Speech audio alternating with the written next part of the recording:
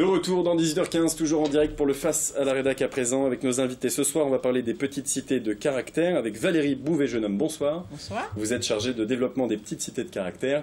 Et puis Claude Rosé, bonsoir. Bonsoir. Vous êtes premier adjoint au maire de Saint-Calais en charge du patrimoine et du suivi de la marque Petite Cité sur cette commune. Donc. Mais tout d'abord, il faut dire que les petites cités de caractère, c'est une association.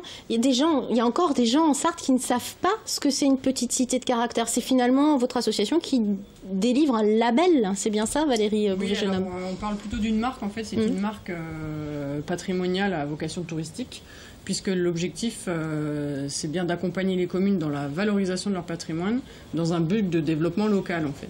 Et tout très récemment, aujourd'hui même, ce mardi, vous étiez en assemblée générale à Sillé-le-Guillaume. Pourquoi? Parce que Sillé-le-Guillaume vient d'obtenir cette marque. Que peut attendre la commune de Sillé-le-Guillaume de ce nouveau label, en tout cas de cette nouvelle enseigne? Alors l'idée, c'est de les accompagner, et je pense que c'est ça qu'ils cherchent avant tout, c'est qu'à Sillé-le-Guillaume, tout est à faire en termes de valorisation du patrimoine, et ils cherchaient un accompagnement technique et financier. Pourtant, il y a une nature magnifique à Sillé-le-Guillaume. Oui, tout à fait, mais justement, la volonté municipale, c'est de faire venir les touristes du lac vers le centre historique, qui est beaucoup moins connu. Et il faut savoir que Sillé-le-Guillaume, c'est une des premières sites touristiques du département. Et ils ont la chance d'avoir le nombre d'hébergements maximum sur la Sarthe. Je crois qu'ils ont 1000 hébergements. Alors ça, par exemple, on ne le sait pas. Voilà. Et ça va être un de vos rôles de communiquer aussi sur cette entité-là, cette donnée-là. Voilà, vous pouvez venir à Sillé-le-Guillaume, mais vous pouvez aussi y dormir, vous pouvez vous y restaurer.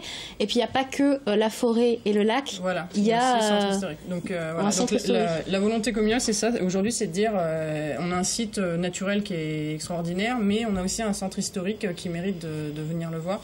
Donc aujourd'hui, la commune a déjà engagé des choses avant d'être petite cité de caractère. Ils ont fait des coulées douces pour venir justement à pied depuis Coco-Plage jusqu'au centre historique. Mais leur volonté, c'est d'aller au-delà, c'est vraiment de prendre les choses à cœur et de restaurer le centre ancien, les quartiers, d'inciter les habitants à restaurer leur propre patrimoine, à tel point qu'ils ont voté l'année dernière une aide financière à destination des habitants de 25% pour la restauration de l'extérieur de leur maison.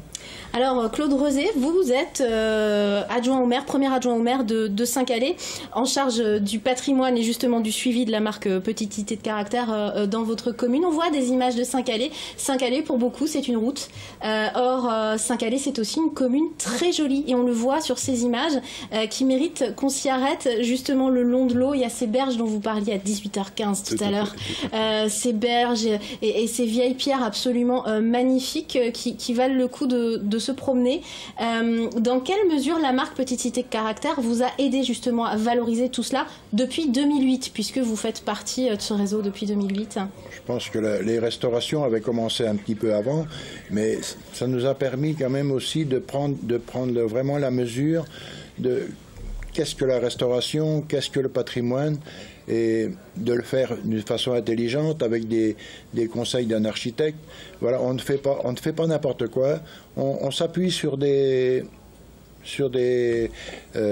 avis d'architectes, sur le CAUE, de professionnels, et après on agit. Et il y a un suivi, c'est ce que vous disiez tout à l'heure. Il y a toujours un suivi. Toujours encore aujourd'hui, depuis 2008, vous continuez à être suivi. Ah oui, et puis le chantier n'est pas terminé, il n'est même pas à moitié. Les travaux, on ne sait jamais quand ça se termine. Voilà, tout à fait. Cette petite cité de caractère, depuis 2008, elle a bien changé, on l'a vu sur ces images. Vous avez eu des subventions pour ce faire, vous avez eu des aides liées aussi à cette marque Petite Cité de caractère? Grâce à la marque de Petite Cité de caractère, on obtient forcément des subventions de la région.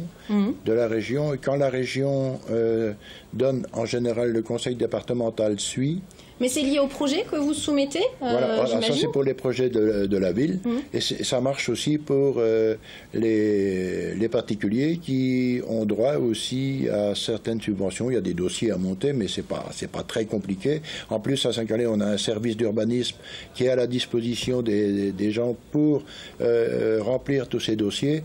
Et voilà, ils arrivent à avoir, dans l'année 2016, on a pu faire bénéficier 4 commerçants qui viennent de s'installer sur la commune de Saint-Calais. Et donc ça participe au développement également économique Tout à fait. de la commune. Valérie Bouvet-Genome, il y a 8 petites cités de caractère aujourd'hui en Sarthe. Vous avez des demandes chaque année, les maires des communes rurales constituent des dossiers. Qu'est-ce qu'il faut avoir comme cahier des charges pour faire partie de votre réseau ? Alors tout à fait, on a de temps en temps des candidatures, donc là, depuis quelques années, on en a assez régulièrement. On a une charte de qualité nationale en fait qui régit justement la marque, et dans cette charte nationale est établi des critères préalables sans lesquels les communes ne peuvent pas postuler. Quels critères par exemple? Ces critères, donc c'est d'abord le nombre d'habitants, puisqu'on est vraiment sur des petites communes, hein, on le voit bien, petites cités de caractère, c'est des villes, des petites villes. Des cités parce que c'est des anciennes villes historiques, donc on est vraiment sur du patrimoine de type urbain, et caractère puisque c'est des villes qui ont un patrimoine assez important. Donc on est vraiment sur des petites communes, moins de 6 000 habitants, donc ça c'est le premier critère. On est ensuite sur des critères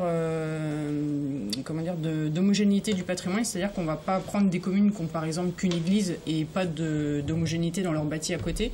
On va vraiment étudier en fait la ville en globalité et l'importance patrimoniale de la commune. Et ensuite, les communes doivent avoir un monument historique au minimum, et aussi s'engager dans la mise en place d'un règlement d'urbanisme qu'on a appelé jusque-là ZPPUP et qui devient maintenant un PVAP. C'est un plan de valorisation de l'architecture et du patrimoine. C'est vraiment un document d'urbanisme spécifique à la protection de son patrimoine. On voit que c'est assez complexe, raison pour laquelle vous n'en délivrez pas tellement en fait. Non, parce que cette étude-là est assez longue à faire et assez coûteuse. Donc on a aussi des aides spécifiques dédiées à la mise en place de ces études-là. Mais c'est vrai que ça repousse des candidats, mais nous on le prend plutôt comme un avantage, ce document-là, puisque c'est ça en fait qui va générer tous les travaux de la commune et le suivi des travaux dans les communes. C'est un gage de sérieux. Tout à fait. Enfin, vous êtes chargé de développement des petites cités de caractère, et les petites cités de caractère, ce sont aussi des lieux culturels, puisque l'association essaie de développer un minimum la culture dans ces lieux, notamment par le biais de résidences photos par exemple. Tout à fait. Alors le deuxième volet de la marque Petite Cité de Caractère, c'est de se servir justement du patrimoine comme lieu d'accueil culturel, de redonner des destinations à des bâtiments désertés. Donc par exemple à Parcé-sur-Sarthe, les anciennes écuries sont devenues salles d'exposition. À Saint-Calais, l'ancienne abbaye est devenue centre culturel. Voilà. Donc l'idée c'est de retrouver des destinations sur les bâtiments historiques et d'en faire des lieux culturels ouverts au public. Et donc on demande à ce que chaque commune mette en place un programme d'animation, mais nous également en tant qu'association, on veille à faire parler notre réseau et à créer des événements à l'échelle de ce réseau-là. Donc c'est dans ce cadre-là qu'on a mené la résidence en accueillant des photographes qui donne lieu sur toute l'année 2017 à une exposition itinérante en extérieur sur l'ensemble de nos communes. Et pour avoir toutes les informations, découvrir quelles sont les 8 petites cités de caractère sartoises, puisqu'aujourd'hui elles sont 8 avec Ciel et Guillaume qui vient de rejoindre la marque, et puis pour connaître toutes les manifestations culturelles, et je sais qu'en été effectivement il y a des expositions, mais il y a plein de belles choses à voir, vous allez sur le site internet petitecitédecaractère.com. Merci beaucoup d'être venu nous parler de cette marque. Merci.